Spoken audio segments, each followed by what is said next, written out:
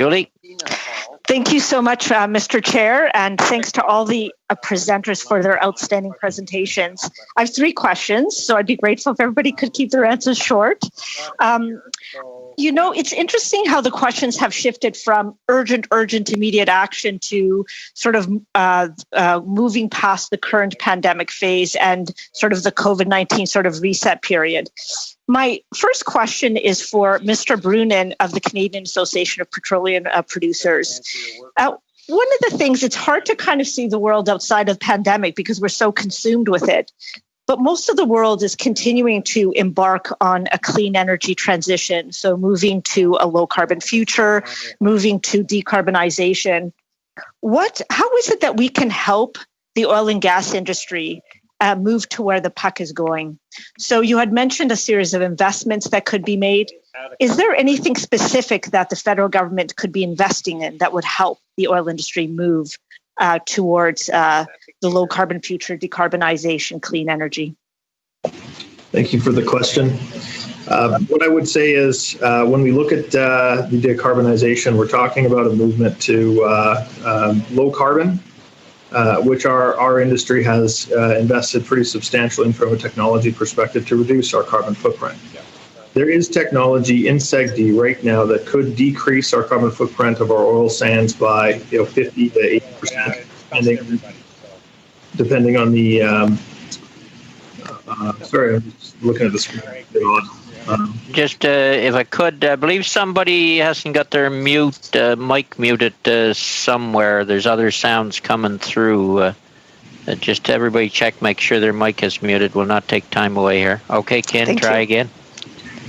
So the technology exists. It needs to be commercialized, and it needs some support in that technology development. And so it starts with recognition and support for our industry that we are part of the solution, to encourage the investment, but encourage the investment in our projects, but also in the technologies that reduce our emissions. And we think both exist now. Our primary recommendation to the government is move in a collaborative space with industry across multiple ministries to advance that vision and develop our projects that way.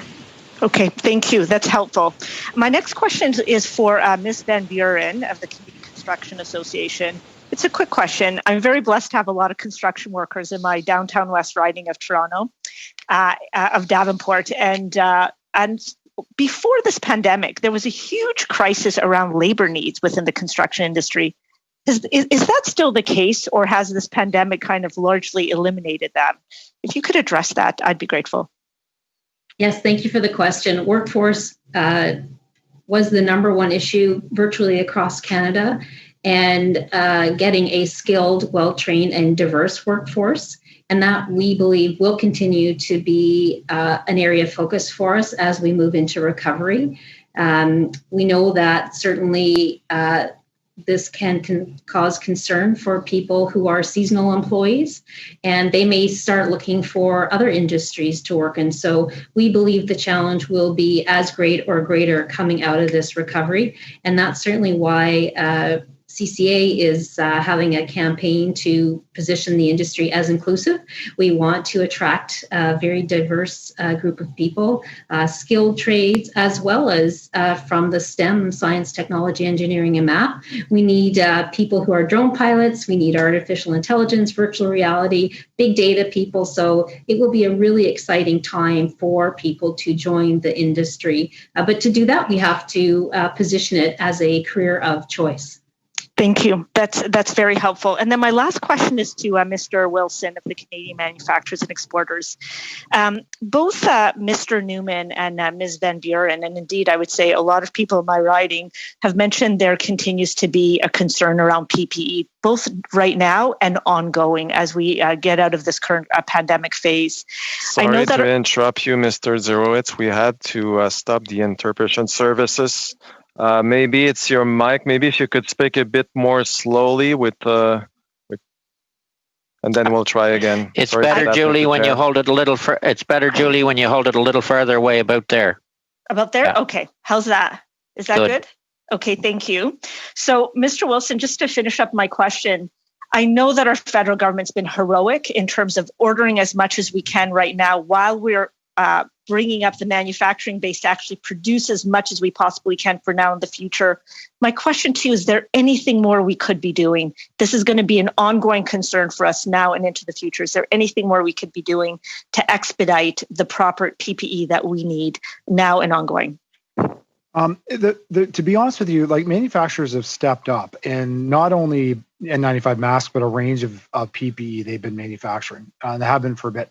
The problem actually has more been about what products are actually needed, who would buy them, how would you get them tested, and those, and who would supply all the subcomponents? Because it's easy to identify one component of a product, but it's a lot harder to identify all the subcomponents go into something. So I think a lot of those supply chains have been stood up relatively quickly, and that, I think, goes a lot of credit to the manufacturing sector itself for their ability to do that type of work. And we're starting to see that output come on stream now. So what more could be done? I think one of the things, I was talking to the health committee earlier today, and one of the things we talked about there was more centralized and coordinated procurement.